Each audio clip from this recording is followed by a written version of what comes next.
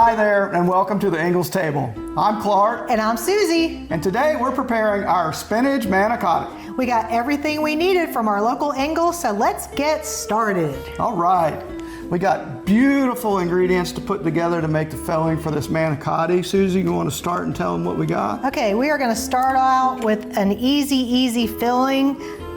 Manicotti, you think about it being a complicated dish. We're going to take it down, make it easier for you so that you can make it more often and stay home and eat dinner instead of going out to an Italian restaurant. This is ricotta cheese. Gonna get all that in there. All right, that looks pretty good. Okay. We've got some shredded Parmesan. We've got some kosher salt. We like ours a little spicy, so we're gonna add some flavor with some crushed red pepper flakes. And if your red pepper flakes are all brown and unhappy looking in the jar, do yourself a favor, throw those out and get you a fresh jar. They should be red in the jar. You lose the spiciness when they're old. Fresh spices are the best. They are the best, and Ingles has a great selection of spices. For sure. Okay, this is freshly minced garlic that came in a jar because we're tired and we don't want to mince garlic. And it stays good. You can keep it on hand, measure it out. It tells you right on the bottle how much equals 1 clove of fresh. Okay, that smells good. We're gonna add a few eggs to help bind it together. Get that stirred up and we'll put the last ingredient together. This is spinach. It was previously frozen, so what I did, I defrosted it in the microwave. And this is a really important step, Clark, don't you think? Oh yeah. Get the moisture out. I take a clean dish towel over the sink, pour in the bag of frozen spinach, and wait, we need oh, we can get the cheese in. We'll too. Get that too. It all goes in the pot. It's good. Pot stir. But get the moisture out of the spinach. You see how dry it is, how it went flying all over the countertop? That means that you've dried it out enough so you're not gonna have soggy manicotti. Right. All right. Clark said don't forget the cheese. Nope, because this is cheese manicotti. So this is an Italian blend already shredded. It's 2 cups too, so there's no measuring. That's how much the recipe calls for, so easy. I love recipes like that, that you don't have just a little bit of something left in your fridge. That hides, and then you find it months later and like, what was this? What did I use this for? Such an easy filling, and that's all that goes into it. And choose a bigger bowl than what you needed. We chose our biggest bowl, and I still don't think it's big enough.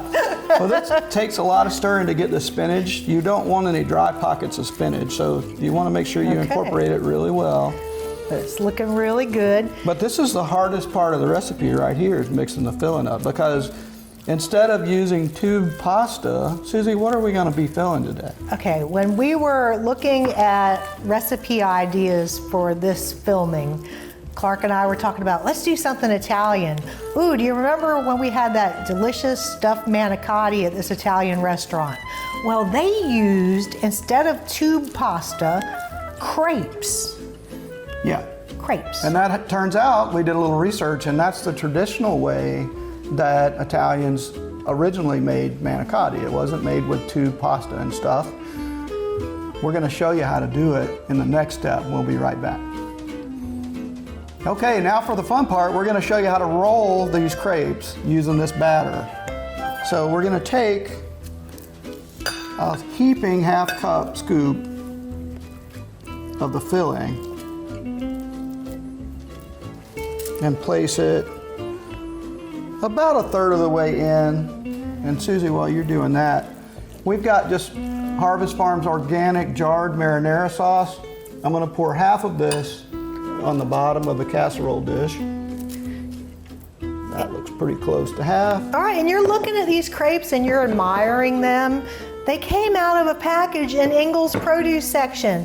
I'm not making crepes. I think they're fussy, but I like the way they taste, so I like to pick them up. They work just the same as if you were to make them yourself.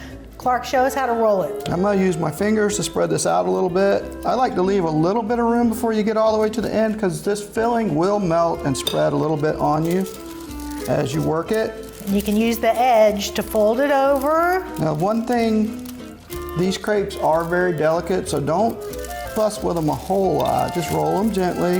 Hey, look, that little paper that separates them comes in super handy. That's right. I like to do it, pull it back as I do it. Okay. Roll it into my hand, and I'm gonna place it seam side down. And this will make about 6 crepes, depending on how full you fill them.